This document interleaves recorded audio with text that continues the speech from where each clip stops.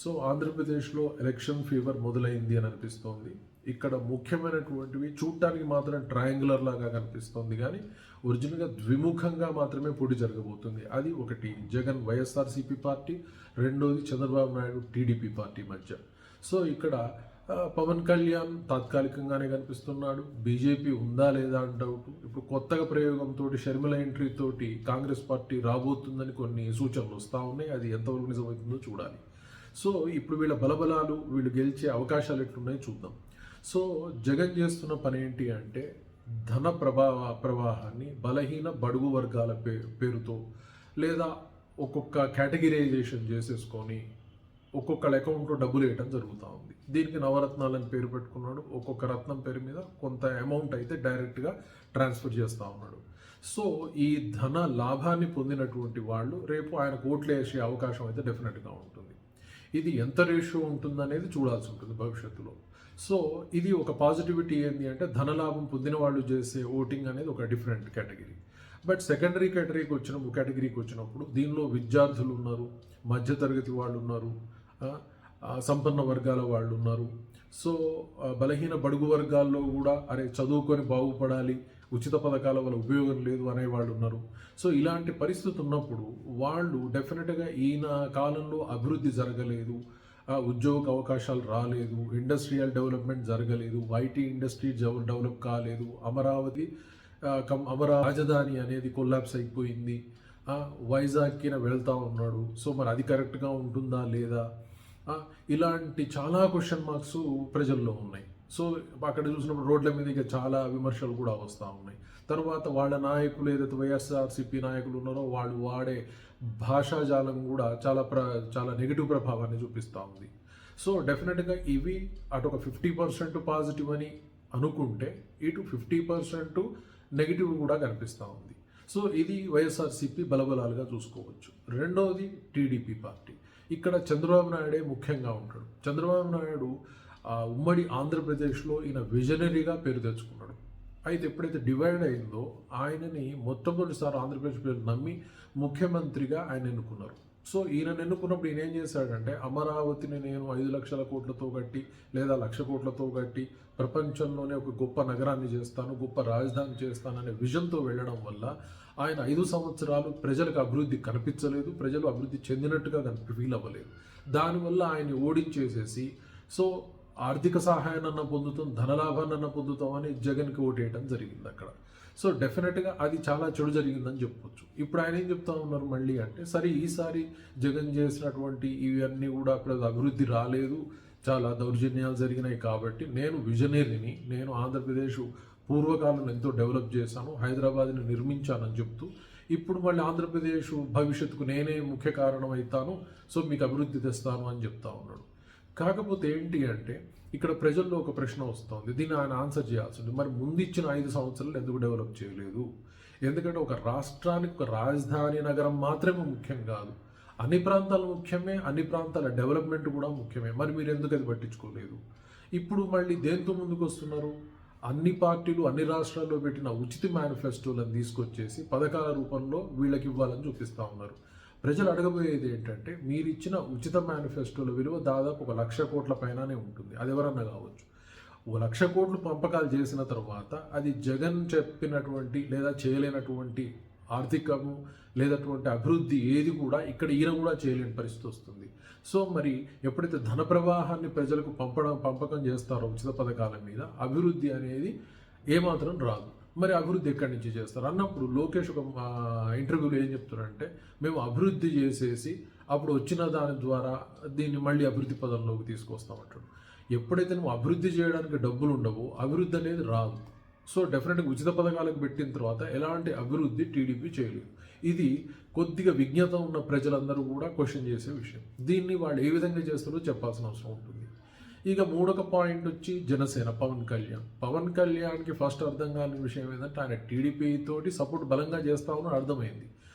ఎందుకంటే ఆయన ఒక ఆశతో ఉండే చంద్రబాబు నాయుడిని జైల్లో పెట్టినప్పుడు తాను ముఖ్యమంత్రిని అయ్యే అవకాశం ఎక్కువ ఉందని బలంగా నమ్మాడు.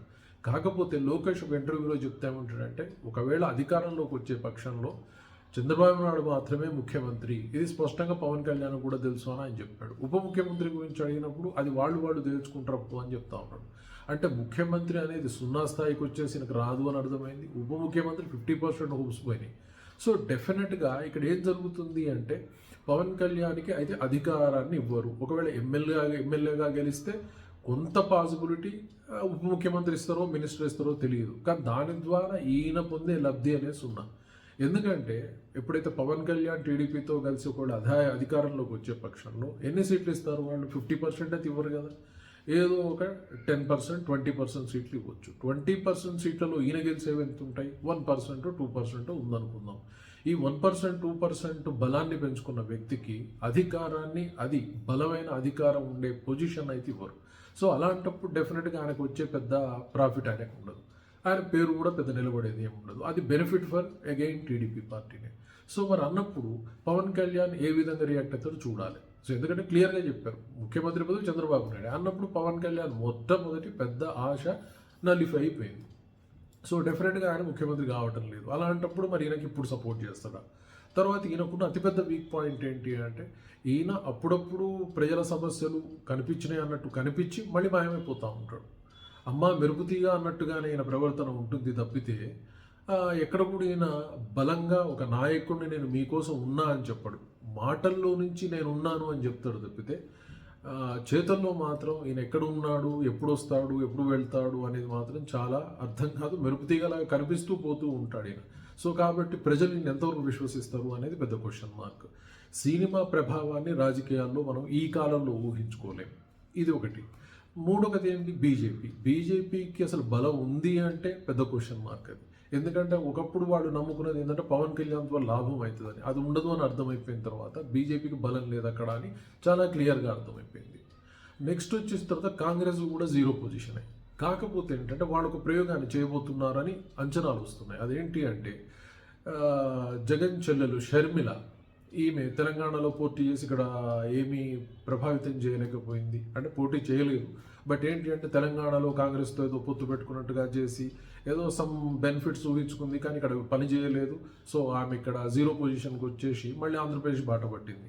సో కాంగ్రెస్ పార్టీ ఏం చేస్తుందంటే ఆమెను ఇక్కడ ఆంధ్రప్రదేశ్లో ఒక అస్త్రంలాగా వాడాలని ఒక ప్లాన్లోకి వెళ్తుంది. సో వాళ్ళ అంచనా ఏంటి అంటే జగన్కి వ్యతిరేకంగా చెల్లెల్ని ప్రయోగించాలి. సో డెఫినెట్గా అది తమకు ప్రాఫిట్ అవుతుంది అని అనుకుంటుంది. అది చంద్రబాబు నాయుడుకి ఎగనెస్ట్గా వెళ్తుంది అని అనుకుంటుంది. కాకపోతే షర్మిల ప్రభావం చంద్రబాబు నాయుడు మీద జీరో, జగన్ మీద ఎంత ఉంటుంది అంటే కొంత పర్సెంట్ ఉండొచ్చు. ఎందుకంటే జగన్ ఆల్మోస్ట్ 5 సంవత్సరాలు ముఖ్యమంత్రిగా పరిపాలించాడు. ఆయన ఒక విధమైన ఏమంటాం ఆర్థికపరమైన బలాన్ని ప్రజల్లోకి డైరెక్ట్ అకౌంట్ల రూపంలో పంపించాడు. సో డెఫినెట్గా ఇక్కడ కొత్తగా ప్రజలు ఆలోచించాల్సిన అవసరం లేదు. ఒకవేళ వాళ్ళ కుటుంబం నుంచి అన్నా చెల్లెళ్ళని ఇద్దరిని చూసినప్పుడు అన్నని ఇప్పుడు ఆల్రెడీ ముఖ్యమంత్రిని చేశారు వాళ్ళు, అంటే వాళ్ళ చాయిస్ కింద తీసుకోరు కదా చెల్లెల్ని ఈసారి చూద్దామని. డెఫినెట్గా ఒకవేళ జగన్ని వద్దు అనుకుంటే నెక్స్ట్ సెలెక్ట్ చేసుకోవాల్సింది చంద్రబాబు నాయుడు. ఎందుకంటే ఆయన విజనరీ ఉన్న నాయకుడు అనే ఒక పేరు అయితే ఎప్పటి నుంచో ఉంది, అది ఎస్టాబ్లిష్డ్. బట్ ఈమెను ఎందుకు నమ్మాలి అనేది, ఎందుకంటే ఆమె ప్రభావం ఎట్లుందంటే టెంపరీ ఊగిసలాటలో కొద్దిసేపు తెలంగాణ అంటుంది, తెలంగాణ కోడల్ని అంటుంది, తర్వాత మళ్ళీ ఆంధ్రప్రదేశ్ బిడ్డను అంటుంది. సో ఇక్కడ కొద్దిసేపు కాంగ్రెస్తో పొత్తు అంటుంది, ఈమె సొంత పార్టీ పెడుతుంది, మళ్ళీ ఆంధ్రప్రదేశ్లో కాంగ్రెస్లో విలీనం చేస్తూ ఉంటుంది, మళ్ళీ అక్కడ కాంగ్రెస్ ద్వారా వెళ్తాను అని చెప్తా ఉంది. సో అది ఎంతవరకు నిలబడుతుంది పోతుంది అనేది తెలియదు మనకి. ఎందుకంటే ఆమె కాంగ్రెస్ ద్వారా నిలబడగలుగుతుందా లేదా అనేది ఆమెకి కాంగ్రెస్కి అర్థం కావాల్సిన అవసరం. తాత్కాలికంగా ఏదో ఉపాయంతో సర్వైవబిలిటీ కోసం కాంగ్రెస్ ప్రయత్నం చేస్తుందా అనిపిస్తోంది. ఎలాగైతే పవన్ కళ్యాణ్తో బీజేపీ చేసిందో డెఫినెట్గా అలాంటి ప్రయోగమే షర్మిల మీద కాంగ్రెస్ ప్రయోగం చేస్తుంది. సో ఈ రెండు కూడా పెద్ద ఉపయోగం లేని ప్లాన్స్ మాత్రమే. సో డెఫినెట్గా ఇక్కడ ఓవరాల్గా చూసుకున్నప్పుడు ఏమవుతుంది అంటే కాంగ్రెస్కు పెద్ద ఉపయోగం లేదు, కాంగ్రెస్ అధికారంలోకి వచ్చే అవకాశం లేదు, బీజేపీ అవకాశంలో ఏమాత్రం లేదు, జనసేనకు కూడా ఎలాంటి అవకాశం లేదు. మా అంటే జనసేన ఓటు షేర్ ఏమైనా పెంచుకుంటుందా అన్న ఒక భావన వస్తుంది. అది ఎంతవరకు ఉంటుందా అనేది ఆ తర్వాత చూడాల్సిందే. రెండు బలమైన యుద్ధం లాంటి వాతావరణం డెఫినెట్గా ఈసారి వైఎస్ఆర్సీపీ మరియు టీడీపీ మధ్య అయితే ఉంటుంది.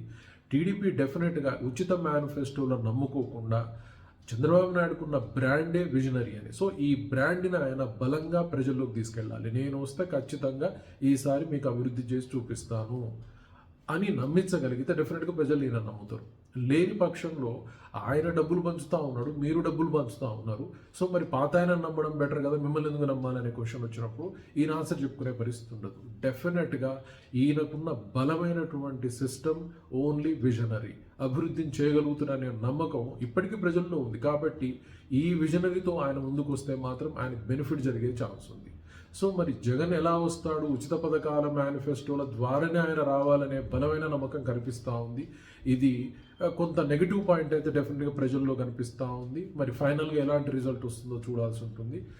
చంద్రబాబు నాయుడుకి మాత్రం డెఫినెట్గా ఈ అభివృద్ధి కాలేదు అన్న ఒక నెగిటివ్ పాయింట్ చంద్రబాబు నాయుడుకి బెనిఫిట్ అవుతుంది. ఇది వైఎస్ఆర్సీపీ చేయలేదు అన్నది టీడీపీ పార్టీకి బలంగా తయారవుతుంది. అది కొంత బెనిఫిట్ జరిగే ఛాన్సెస్ అయితే ఉన్నాయి.